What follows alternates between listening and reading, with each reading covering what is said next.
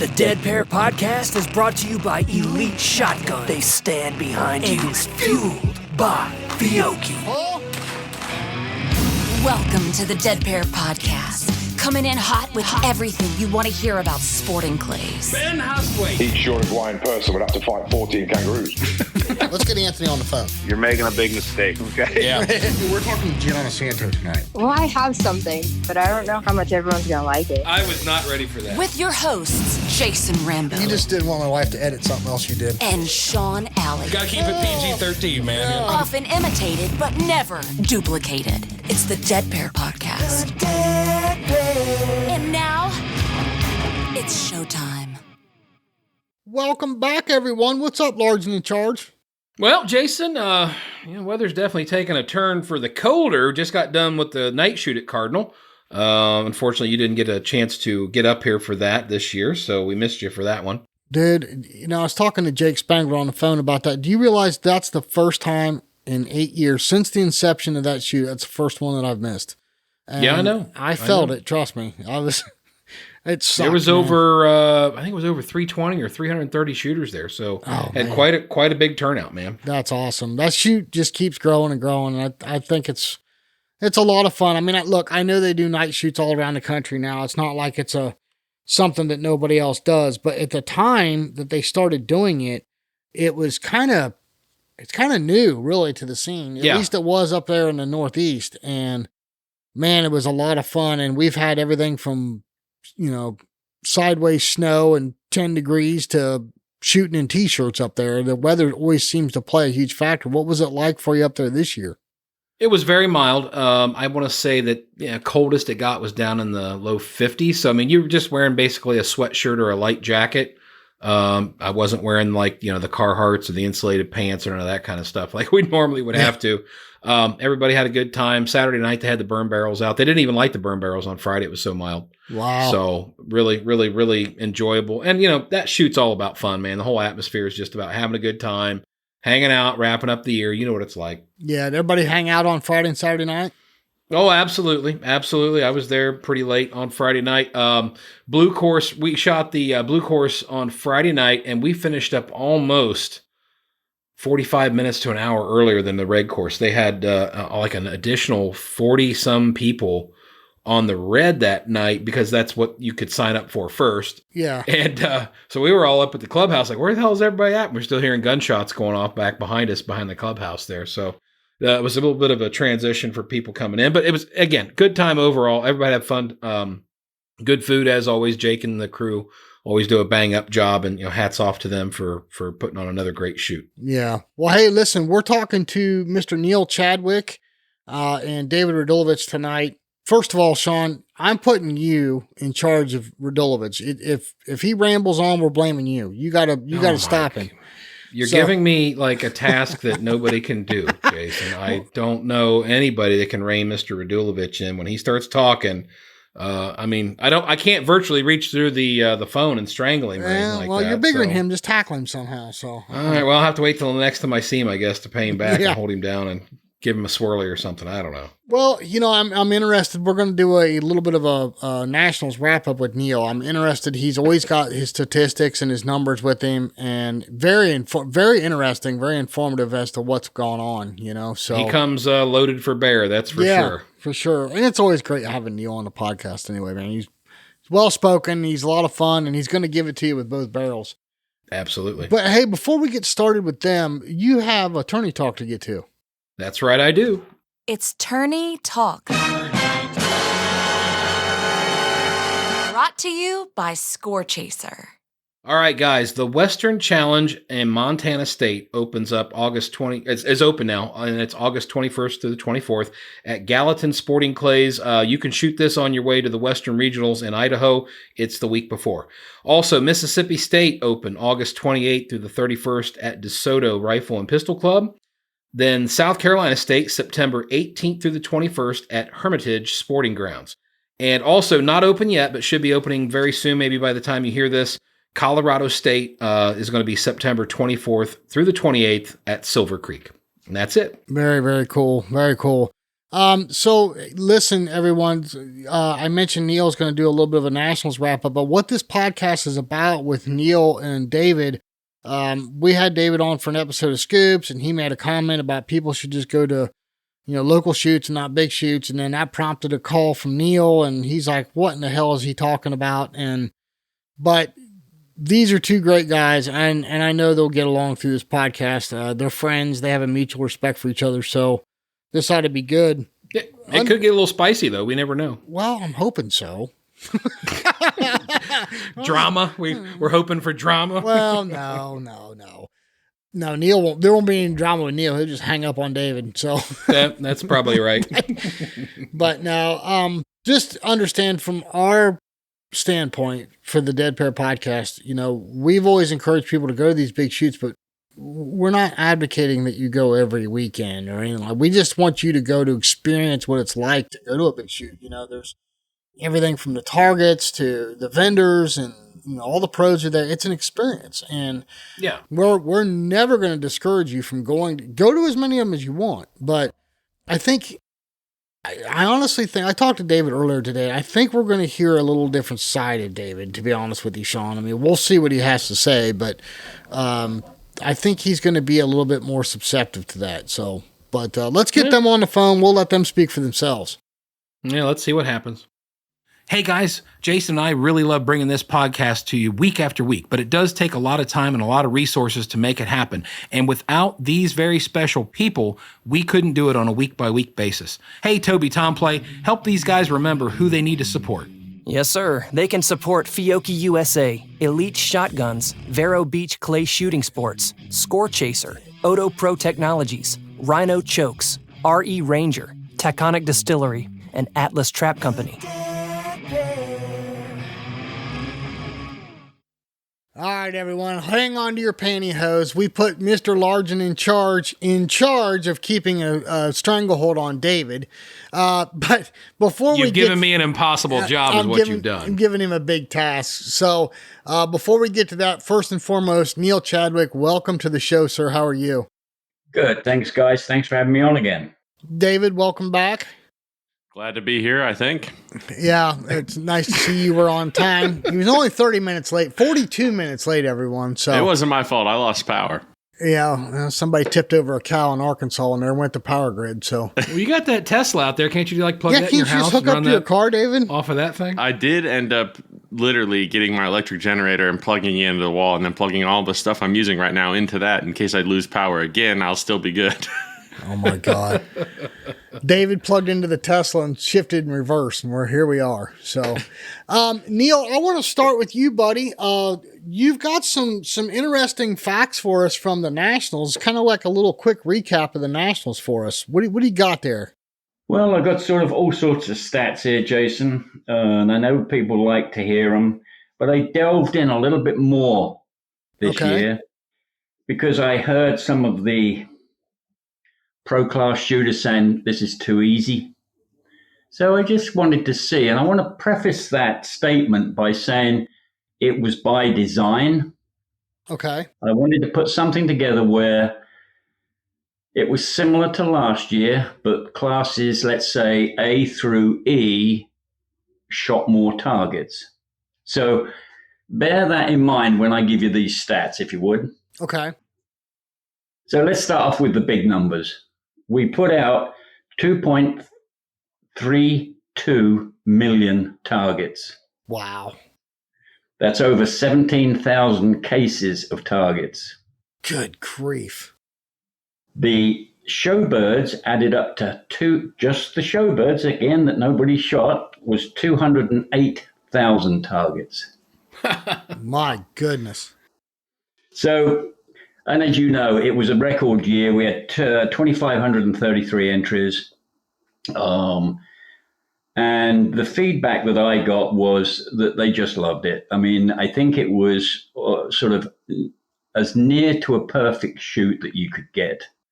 From my perspective, we started one flight 5 minutes late on the K-Cup. That was a 10:30 flight. K-Cup always tends to run a little bit later. But apart from that, everything ran on time. Everything was smooth. I was really impressed with the groundworks that they'd done at the complex with the gravel down the what we call the dozen road there that you could drive on. The concrete up along Vendors Row certainly made a difference. And it's funny because it made a difference in as much as it made a traffic jam along the concrete. I couldn't get along there. I mean, so it was all good. So let's get down to the level of difficulty.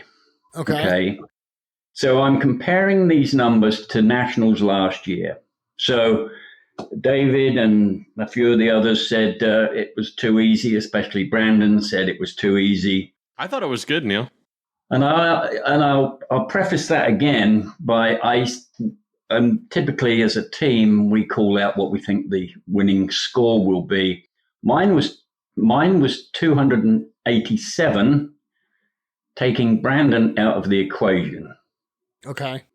Second score was 287. So I'm pretty pleased about that. What did Brandon shoot?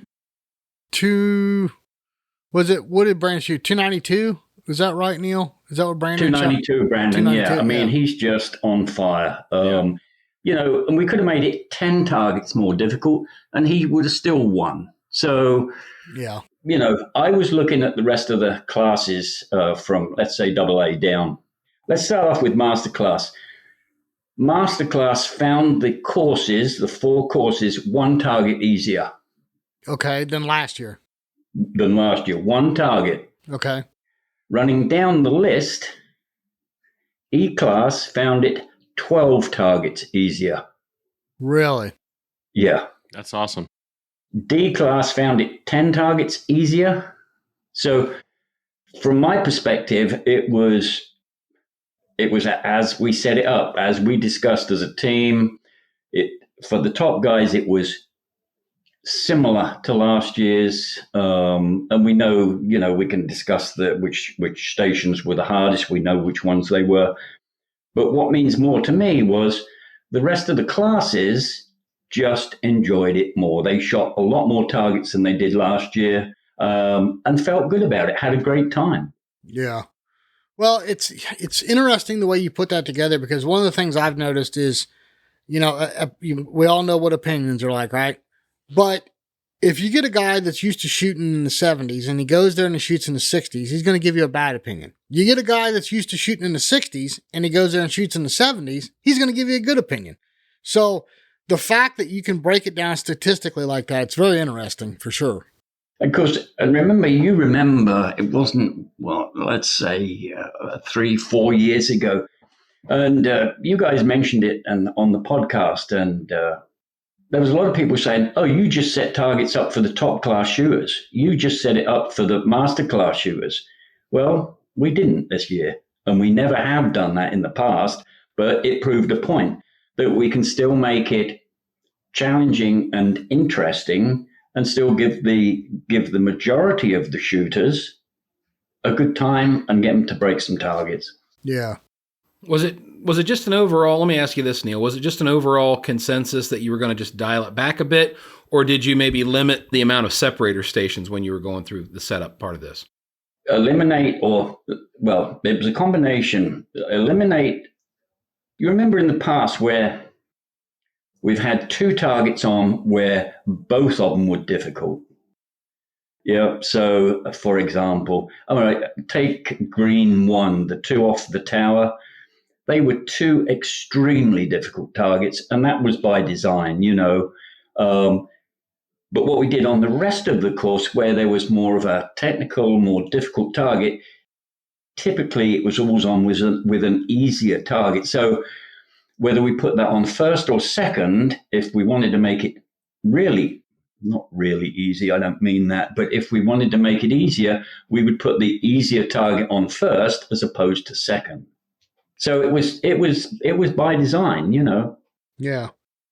And Nathan did a fantastic job on that green course. His when we discussed it, I said to him, I want the green course to be about 4 targets harder than the other 3, and he did that to perfection. If I look at the the scores on green, 57 is the average score for masterclass on the green course. If I look at it on yellow, it's 60. On red, which was the easiest course, which was my course, was 62, and orange was 60. So he got 3 targets harder than the other 3 courses, more 5 on mine because mine was the easiest one. So you can see how we put it together to give still some interesting targets and some challenging targets, but separate the green course out, which is what it was always designed to do, to separate the pro squad, or at least try to get some change in the leadership of the pro squad, which it didn't really, because Brandon was, how many was he ahead going into it? He ended up 5 ahead. I think he was. That's what he was going into it. Was it? Yeah. Conversely to that, Desi was ahead and put a 0 in on green 1 and immediately changed the leadership of the ladies. Yeah. Interesting. Very interesting. David, you have anything for Neil as far as Nationals recap? I thought the targets were honestly very enjoyable. Really, I never once thought that they were too easy. I thought Neil's my ego's a little bruised if you're saying yours is the easiest, because you whooped me on your course. Wait a minute. Would you? So your course was red, Neil, correct? Yeah. What would you shoot on that course, David? Do you remember? I think I shot a 66. Wow, look at that. All your proprioceptive crap, and I was only 4 targets from whipping you. I went 73 on yellow, thinking I was a big shot. Then I go to red and shoot 66. But no, I thought the targets were really good. I thought that there was a lot of stuff that was uniquely different this year than in previous. There was a lot of stations, I thought, that, you know, when you set targets at a place with a unchanging station location and something like that over and over and over again for years. You know, how many years have you been setting targets for that tournament? I mean, since I started. Yeah. 27, 28. Yeah. And, it is hard, because if you're trying to put together the best course possible, certain just layouts of areas just kind of give you something that you kind of should set, or you should put a target in a certain area or something like that. And I thought this year was honestly very fun. I had multiple times on every course, I'd go up to a station, see the birds, be like, oh, this is really cool. I've never shot anything like this here before. And that's saying something, because, for me, I think this was my 23rd national championship or something like that. And I just thought it was a really good, technically challenging 300 bird event. That was the only targets I shot the whole thing. I didn't shoot any other event. Main event was the only thing. And it was a very enjoyable tournament for me. Nothing was anything that you could get away with running the station and not paying attention to.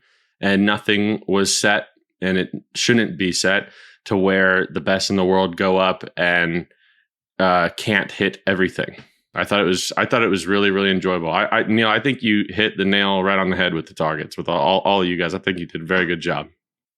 Appreciate that, and I appreciate that compliment, David. Thank you. Well, Neil, I think you're probably going to use some of your stats as we get into our conversation here tonight. And I know we're already like 12 minutes into this and haven't even started the meat potatoes yet of this podcast. Is there anything else real quick, though, on Nationals recap before we move on? One more, Jason, if I may. Sure. What's the date? It's the 12th of November. Right. Nationals has been over, just over 2 weeks? Yeah. The entries for Nationals 25 currently stands at 1,841. Wow. Well, that's something we're definitely going to dive into tonight. Let me ask you something, Neil. I mean, have all the years you've been a part of the national championship, you've seen it grow year after year, right? Yep. Would you say there's been a jump in any one point as far as like, wow, it grew a lot more this year, and then wow, it grew a lot more this year, and then it kind of like fizzled out for a while? Or was there any one point where it seemed to grow exponentially? Yeah. I think we can look back at the last 3 or 4 years, and I put it down to a lot more media coverage. You guys, for example, and I'm not bullshitting you. You guys do a fantastic job putting out news, events, stuff, what guns, what ammo, and stuff like that. So it's the podcasts. Johnny Carter, you know Johnny, you've spoken to him. Now he started at Nationals. This is his 3rd year. And we saw a jump after the first Nationals when he did his sort of a light-hearted coverage fun video type coverage of the Nationals. And I've noticed it a lot more. There seems to be a lot more media content, right down now to ATA Trap having their own podcast. Yes. With 2 guys on there. And I listen to them and I'm going, wow, I never knew that about trap. You know, I've never shot trap. I've never been a trap shooter. I haven't, it's never interested me. But damn, they get into it, you know. Yeah. So the last 3 or 4 years, we've seen a steady increase. And you've got to remember that, you know, 25 years ago, I set not the first Nationals, but the Nationals I set, let's say 25 years ago, was around where the K-Cup was. Yeah. Wow. And we had maybe 250, maybe 300 shooters. Yep. Wow. That's incredible. What did we go? We went to that straight course in 2011, maybe, Neil? Probably a little bit after that, David, because Robert Crow, when he was NSCA director, he engineered that and put that in. So I think, and I can't remember, it might have been 14, something like that. Okay. Well, let me just preface what we're about to start with here with saying, first of all, David and Neil are good friends and have a mutual respect for each other. So if the gloves come off at any one point, they're not mad at each other. They're just picking bones here. So, but what happened, what originally started this conversation, David was on for an episode of Scoops and he stated his opinion about going to big shoots. Well, that prompted Neil to give me a phone call yet that evening. And then, Neil called and he gave me his opinion on the matter. So first of all, I want to clarify, when I say big shoots, we're talking about like regionals, US Opens, that kind of thing. David, I want to start with you. Mm-hmm. Clarify the statement that you made, if you can remember that far back, when we did that episode of Scoops, and you were saying that you thought people shouldn't go to big shoots as often or spend their money at big shoots. They should stay locally. Clarify what you were saying right there. Okay, I can probably easily clarify, but if you want me to remember something that happened more than about 24 hours ago, it ain't gonna happen. Okay, you know the statement I'm talking about, though, right? I mean, just clarify what you meant by that, and then we'll dive into it. Yeah, basically what I was saying was, obviously I go to and support the major events, the championship tour. So it'd be the regionals, US Open, World Championship, National Championship. And what I was saying was that in 10 words or less, as Julia Gilman would tell me to do, essentially the statement that I made, or what I kind of believe, is that the push for large participation and growing the major shoots and the growth that we have seen is, over time, creating a trend that is negatively affecting a lot of the smaller clubs and the smaller shoots, and kind of like the signature shoots that are spread out throughout kind of like the all of the clubs throughout the country and the geographical areas around the country that aren't able to have a shoot that is 600-700 people to 1,000 to 2,000 people. Well, Neil, when you originally called me about this, you thought that David had lost his mind.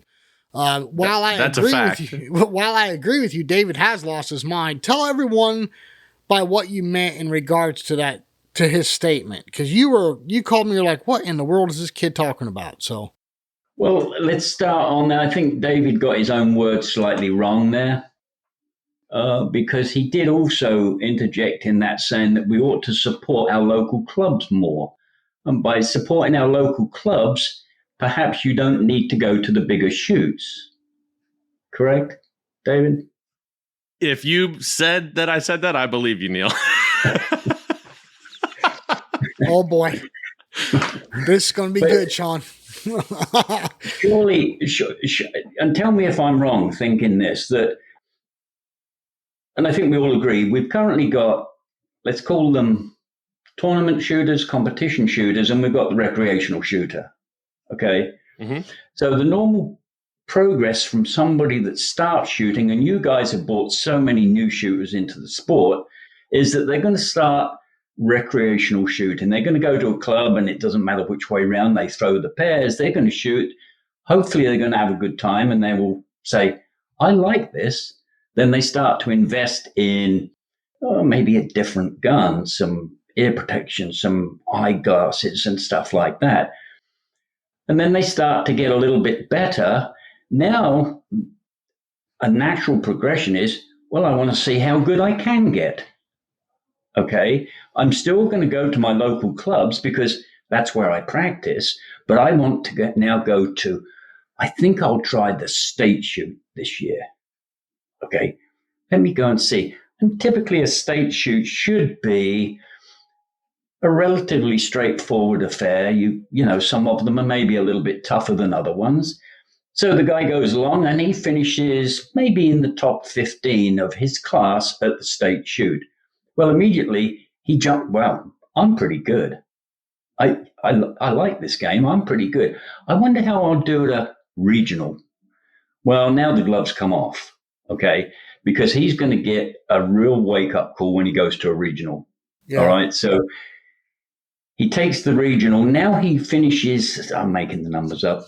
Now he finishes 25 to 30 down the pack. And he goes, damn, golly, maybe I'm not as good as I thought I was. Let me go back to my local club and practice some more. So you can see where I'm going with that, David, that a natural progression from a new shooter, and I'm not talking about you guys, I'm not talking about Masterclass or the Pro Squad or anything like that. I'm talking about as a new shooter, excited about the game, wants to learn. Then he finds out that there's a Krieghoff team, and there's a Briley subgauge team, and then there's a Beretta team, and then there's an All-American team. And then, golly, there's a state team. People want to progress and get on and be recognized in one of those events. So when you made that comment about sort of people shouldn't go to bigger shoots. We got to get a transcript because I don't know what I don't. Neil, do you happen to have what I said? By the way, let me just say what you just brought up, I think is a very good point. So you're retracting your comments now then, David? Yeah, we can finish the podcast right now. Well, it's the end of this show. No. Thanks, everybody, for coming. We'll see you all next time. Right. No, I think what David, and I'm paraphrasing, I think what David said was, instead of going and spending the money going to a regional or a U.S. Open, they could go to 20 local tournaments for the same money. That was basically what was said. That was the statement, yeah. And I think, Neil, your angle, correct me if I'm wrong, your angle was you're discouraging people from going and trying a bigger shoot, right? That was what your take on it was. Am I correct, Neil? Yeah. We don't want to discourage people from trying the bigger shoots. Correct. Right. You know, because, and I always remember this. I used to have a small shooting ground in Pennsylvania. And back in 95, I held the first FITAS team selection shoot. Okay, the very first one. I had 20 machines, so I set up 3 parkours, changed them overnight so that we had 150. And I always remember, and I can't remember the guy's name, he flew up from Florida. And he said, yeah, I'm really looking forward to this. My average is 93. And I went, oh. I know where this is going. Okay. I said, don't pin your hopes that high on this one because it's a selection shoot. It's important. We're trying to select a team to represent the United States and go overseas. Oh, yeah, that's fine. I'm 93, I think he ended up with a 66. Wow. Sounds about right. People have to find their own level. They know where their weaknesses are. And I've always said, and you guys have heard me, that when we set the targets, let's say at nationals or any other shoots that I do, we tend to find the weakness in an individual. And he'll come away from that going, damn, I didn't like that low incomer from left to right. I'm going to go back to the club, my club, and ask the owner, can you set this target up? Yeah. And practice it, The other comment that you made, though, David, which sort of was odd, was that you said, okay, let's get the top X number of pro class, I'm going to call them now, and get them each to put $1,000 in and have a shoot. Do you remember that one? Oh, yeah. I've said that for a while. I really believe that we should do that. Well, let's think about that. We could actually come up with a unique name. Let's call it the, Winner take all. Or PSCA. Yeah. Oh, yeah. I bet you that your view and mine align exactly on that. It's very frustrating to me that the professionals, the other pros, are unwilling to put big money in to essentially bet on themselves at bigger tournaments or, invitational or selection tournaments. But yeah, I definitely, I've multiple times I've said that I think someone like me, I think my entry fee for a tournament should be considerably higher than somebody that would, you would consider not being on the pro squad. Well, let me just jump in, Neil, because I want to, talk to a point that you made about new people and like the path that they go down. One of the things that Jason and I started shooting at the same time as far as registered targets, and actually overall pretty much. But, Jay, if you remember back, we never thought we were good enough to go to a state shoot. We never thought we were good enough to go to a regional. We never thought we were good enough. I mean, early on. Yeah. And I think that's the misconception that new shooters have, is that if you're aware of, or you respect the people that are in the game, you're like, I don't know if I'm ready for a state shoot. And the weird thing is that of course there's this class system, and when we started off, you started off in E class, which is that was back in 2017. So even at E class, we're thinking we've got the wrong idea. It's like, no, we're not ready for this kind of stuff. But the reality of it is, if you don't compete as a new shooter, you might never get a chance to compete at those low levels again. So why not? Yeah, and look, Sean and I did a podcast called Big Shoots Go or No Go, okay? And our perspective and our stance on that, we have always advocated for going to a big shoot just for the experience.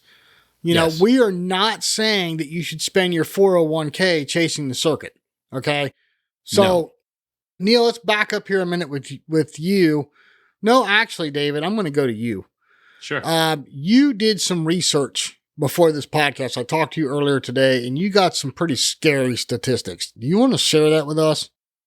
Yeah, sure. So essentially, like, I would first clarify essentially that being a coach and sitting down with people all the time and listening to what their goals are, and being that my job is to help people accomplish their goals, and I have to sit there from an empathetic point of view and digest that information and help direct them in the best path forward.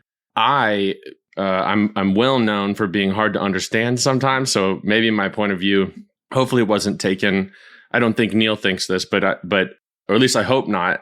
But maybe some other people might. I don't have the viewpoint that I'm sitting here telling people not to go to major tournaments. My perspective is that as a shooter, individually, every person listening to this, you should go to whatever tournament that you want to go to. And the important thing is that every person that plays this game does it for a different reason. There are people that do it because they want to progressively see themselves increase in proficiency. They want to be able to, start at the lowest class and, struggle to break 50% and then see a progressive incline to being able to compete in locals and kind of like the thing that Neil just detailed out.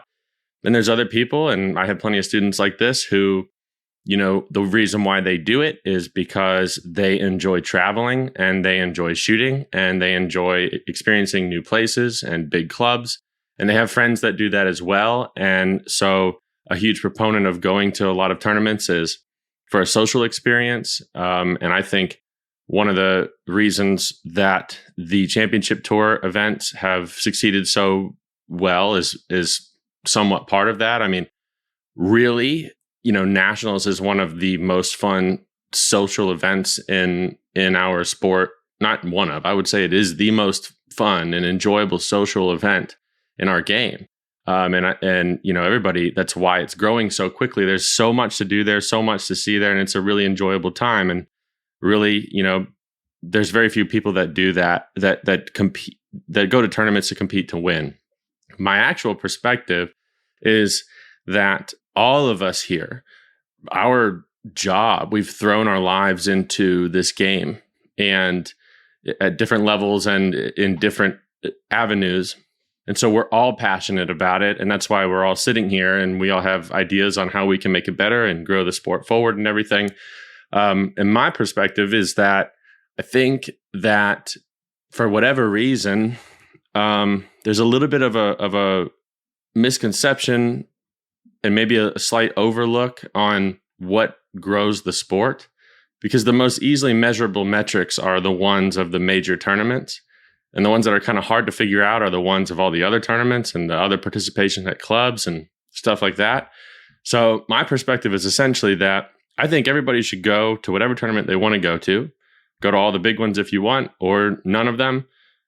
What I would like to see is the NSCA supporting and pushing and promoting smaller signature shoots more to grow the game at a grassroots level, as opposed to at the top of the pyramid, like at the pinnacle of the game.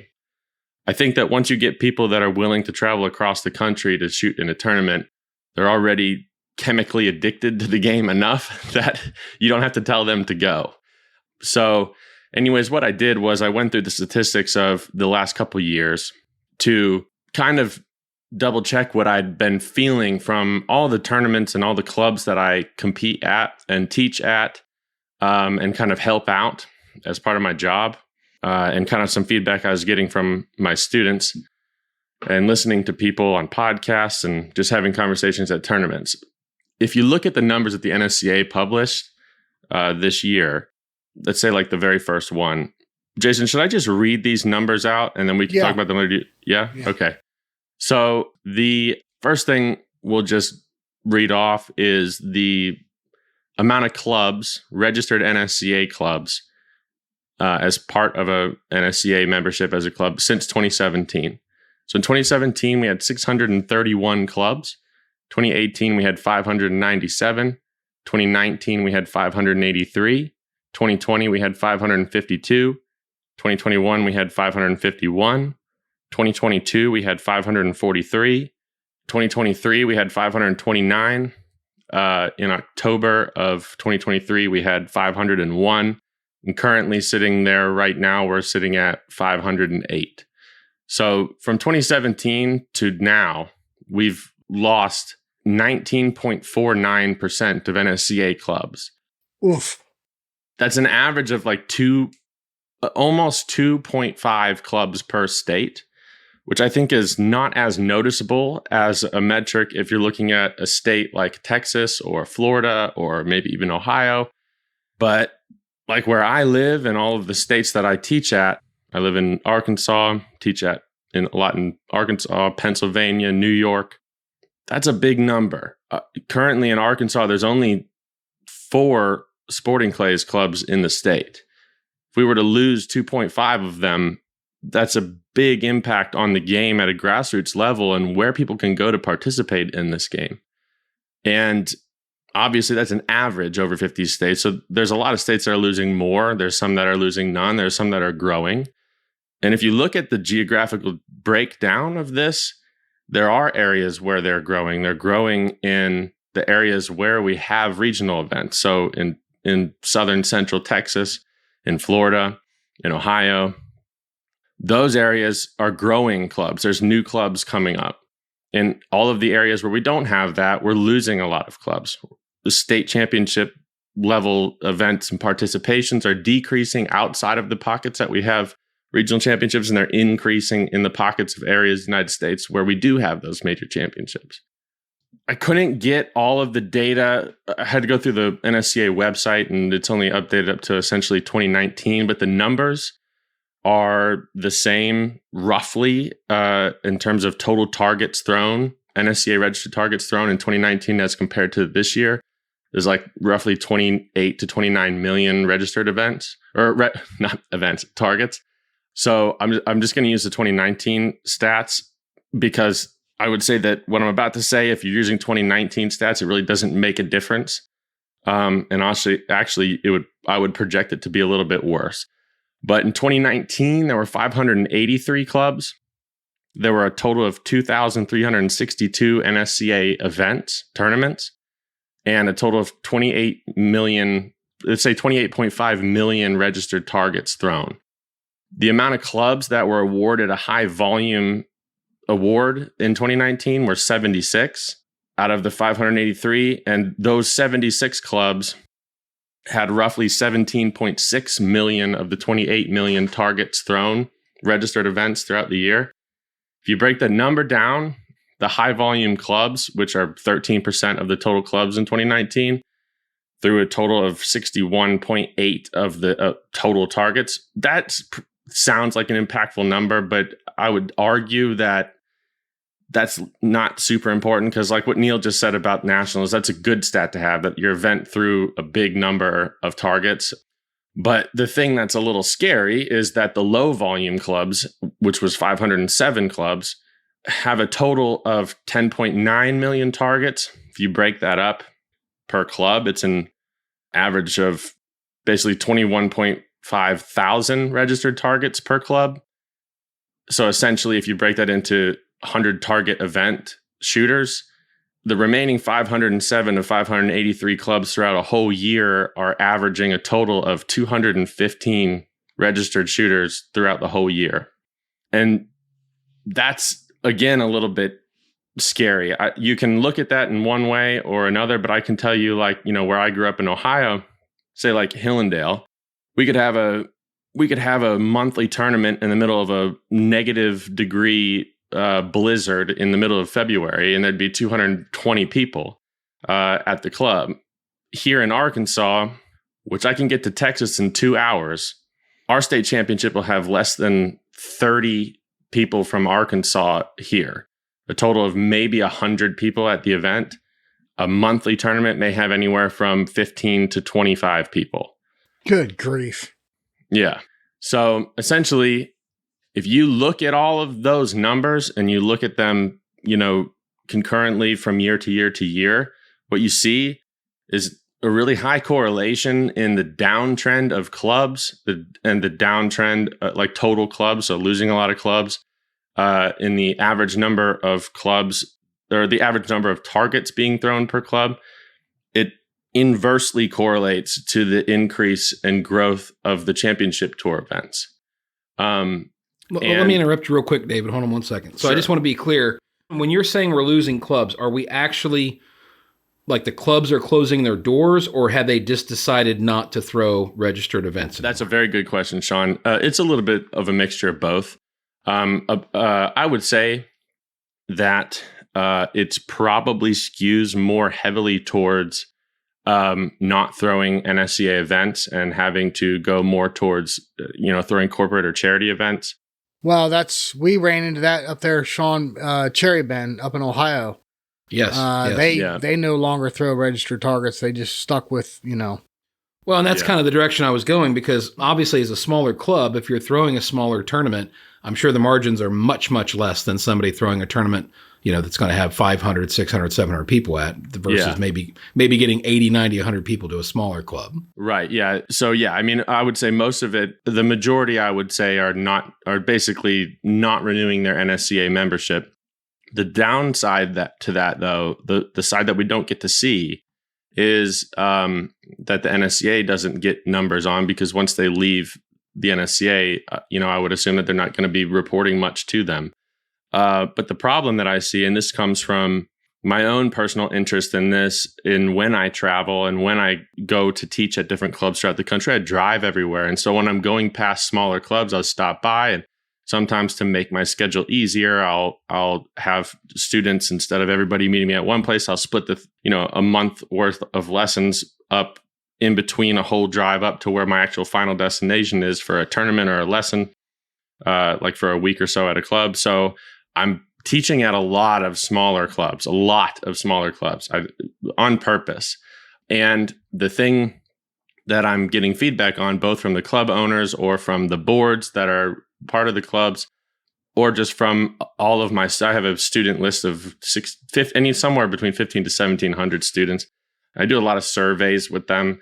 A huge problem that I'm seeing is that once these clubs leave and stop having NSCA events, there's no need for them to put the effort into changing targets, updating the target, because really where their bread and butter for income is going to come into is throwing corporate events and charity events. And those are people that aren't really interested in the sport, but they're there for their company or something. And so the clubs, due to trying to have some level of profitability, aren't going to be hiring people to go and maintenance the machines and change the targets on a monthly basis. So they're basically the same for a long period of time. Then over time, what ends up happening is there's a lot of degradation to the machines. There's a lot of, essentially these sporting clays courses are, I want to make sure I'm not coming across too Debbie Downer, because you're killing us over here.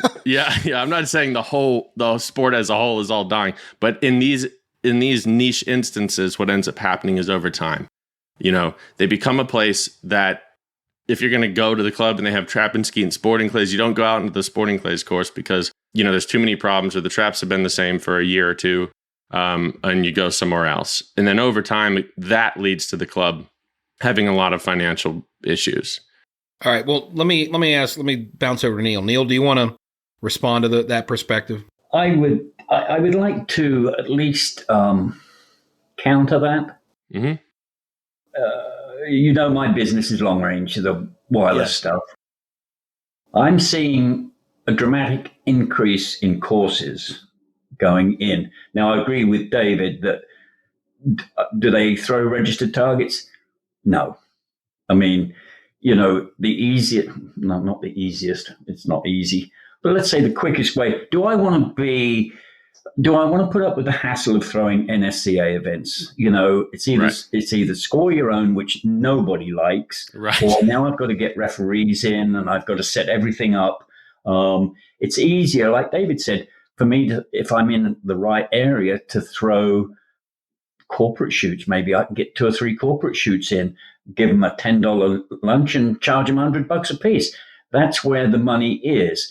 But I think that we've got to still look past that the NSCA has NSCA clubs that throw registered tournaments.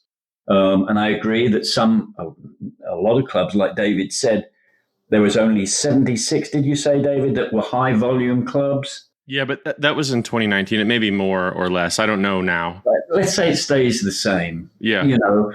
We've still got to look that those people, even at charity shoots, and people that start shooting, like you said, get the chemical bug. Yeah. I think, that if they get the chemical bug, there's no stopping them. Mm-hmm. It's, if they want to climb the ladder and see how good they can get, they're going to start phoning David for lessons. They're going to start getting other coaches. They're going to visit different clubs locally or maybe a little bit further afield to see how far they can go. Let's take you as an example, David. Mm-hmm. when you started shooting when you was knee high to a grasshopper, did you sort of get would you say that you are taught or you are natural? Probably a little bit of both.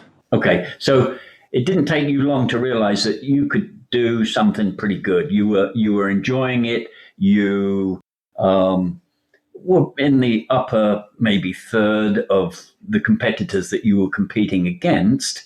Yeah. And you took the trouble then to put in a lot of time and effort, practice, get stuff right, maybe spend hours on the skeet field, which is great practice. And you grew your skill level up until you won the world championship. Right. Okay, so I think there's a lot of people out there that are on that same path. Do we need all the clubs in the country to throw registered tournaments? It would be nice, but is there a need for it? I don't believe so. Mm-hmm. I mean, should we get them more involved? Yes, I agree. Mm-hmm. Get them more involved.